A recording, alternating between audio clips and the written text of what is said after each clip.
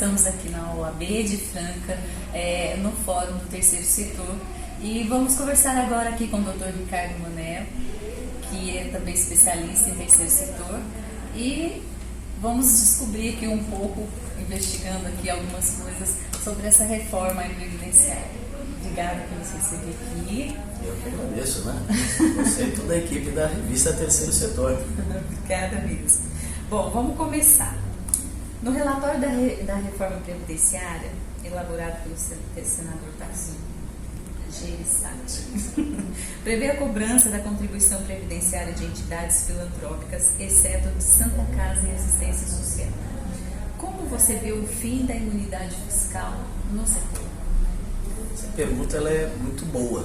Toda vez que se discute uma reforma trabalhista, tributária, previdenciária ou fiscal, sempre se discute e talvez se inicia pelo caminho equivocado, que é mexer naquilo que dá certo. A imunidade tributária das nossas entidades de educação, saúde e assistência é um mecanismo que a Constituição encontrou para se dar efetividade a direitos, principalmente para aqueles que menos acesso aos direitos têm. Então a imunidade ela é uma cláusula pétrea e é o que baliza, que facilita que as entidades desenvolvam suas atividades. Então há um equívoco do senador ao tratar uma imunidade como uma renúncia fiscal. Quando ele altera na sua disposição ali o texto da imunização, chamando para não são devidas. E por fim, o outro equívoco muito sério que nós nos deparamos é excluir a educação, e ainda que o discurso dele não coloque as santas casas dentro, né, ou melhor, fora do alcance ali da sua pretensão, a forma como está redigida leva a riscos, porque algumas, ou talvez várias, de alguma forma precisam cobrar para sobreviver, tendo em vista que somente o SUS muitas vezes não resolve.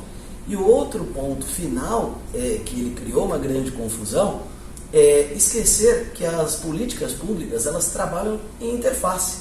Então muitas vezes o recurso proveniente da educação é o que financia a saúde ou a própria assistência social. Sim. Já que está nesse equívoco, como você vê então a reforma, essas mudanças, futuramente, já que já está sendo definida algumas coisas na reforma da Previdência? Hoje nós aqui conversando sobre esse assunto, é o dia que efetivamente o senador apresentou o seu relatório sobre a PEC paralela, que é a PEC 133 de 2019. Bom, ele excluiu a redação que ele inicialmente propôs, excluiu as demais emendas e criou uma que ele chama de subemenda. Essa subemenda, ela novamente insiste em transformar uma imunidade numa renúncia fiscal. Ela estabelece educação, saúde e assistência. Então, ao mesmo tempo que ela trouxe a educação, ela excluiu outras possibilidades de políticas públicas muito importantes para o Brasil. E mais à frente ele comete o equívoco de colocar, não só, óbvio, precisa ser lei complementar, porque o próprio Supremo assim se manifestou, mas ele vai se equivocando quando ele dá valor, ou peso para a Lei 12.101, que aí está, que é uma lei ordinária, como se ela fosse uma lei complementar. Ou seja, nós temos muita coisa ainda para se discutir, aguardar a decisão da DIN 2028, que é uma DIN que já tem 20 anos de discussão no Supremo e ainda não encerramos, e quando o próprio Supremo for discutir a 12.101, que é outra DIN, uma ação direta de inconstitucionalidade, qual vai ser a análise com o efeito de uma eventual proposta que o senador apresentou hoje em Brasília. Tá. Já que tem tanto tempo arrastando, 20 anos, você acredita que ainda vai mais um longo tempo esta também?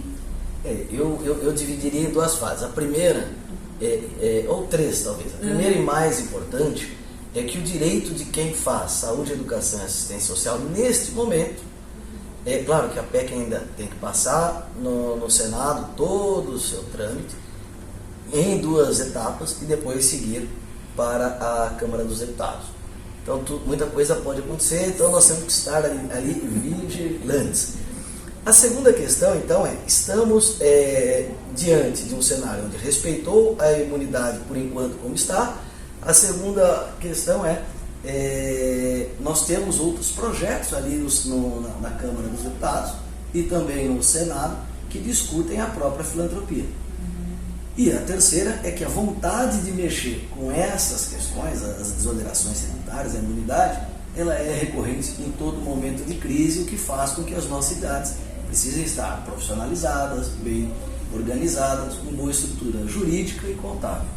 Você acha que eles estão mexendo nisso, pensando no que eles estão deixando de receber, já que as instituições, as entidades não recolhem para a Previdência Social e, segundo a Receita Federal, é um rombo de quase 14 bilhões ano.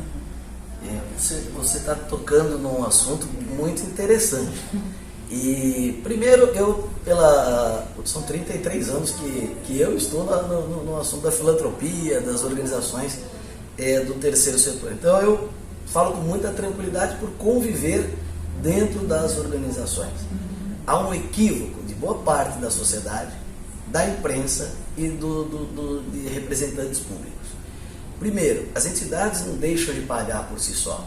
É algo que a Constituição deu em função da relevância do que elas fazem para a sociedade. Hoje, ainda que tenha uma discussão sobre a constitucionalidade da Lei 12.101, o universo filantrópico brasileiro está pautado em regra. Ele dá contrapartidas que muitas vezes é muito maior do que a própria desoneração tributária. Então nós temos casos de uma organização que ela deixa de pagar no ano 100 mil reais, mas ela devolve em serviço para a sociedade 300 ou 400 mil. Então é importante esclarecer isso. Depois, os funcionários dessas organizações, eu vi muito isso na fala equivocada, novamente do senador, os funcionários das nossas entidades contribuem para o fundo previdenciário. É pago deles, é descontado e recolhido pelas entidades. Então não há um prejuízo para a formação do fundo.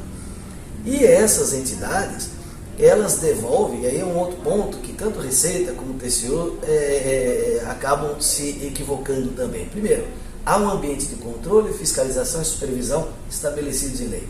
Prestação de contas, regras muito claras desde 2009. E o outro fator é que, conforme dados do FONIF, que é o Fórum Nacional das Instituições Filantrópicas, e o meu escritório, falamos que auditou essa pesquisa, o que elas recebem de desoneração tributária, elas devolvem quase 7,5 vezes para a população, principalmente a população qualificada na forma da lei.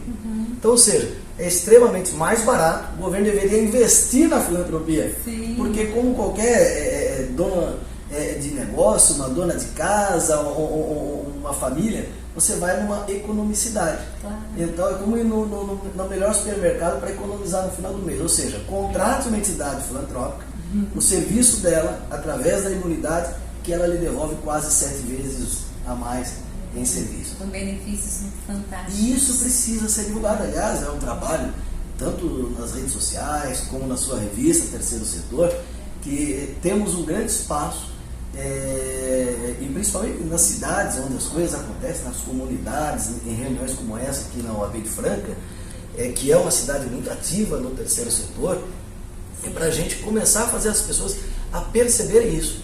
Então você pode pegar qualquer organização de assistência social, saúde ou educação em Franca, onde estamos hoje, e certamente você vai olhar o que ela tem de imunidade tributária, você vai ver que no mínimo 4 a 5 vezes mais ela devolve em serviço para a sociedade e para um povo que precisa bastante. Com certeza.